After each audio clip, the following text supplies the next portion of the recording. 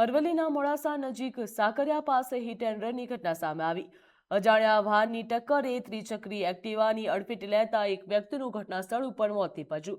મળતી માહિતી મુજબ અપંગ બાબુ ખાટ અને ઉમેશ તરાર ત્રિચક્રી એક્ટિવા ઉપર જઈ રહ્યા હતા, તો આ દરમિયાન સાકરિયા પાસે અજાણ્યા વાહને તેને એક્ટિવાની જોરદાર ટક્કર મારી હતી અને અકસ્માત સર્જી અજાણ્યો વાહન ચાલક ત્યાંથી ફરાર થઈ ગયો હતો।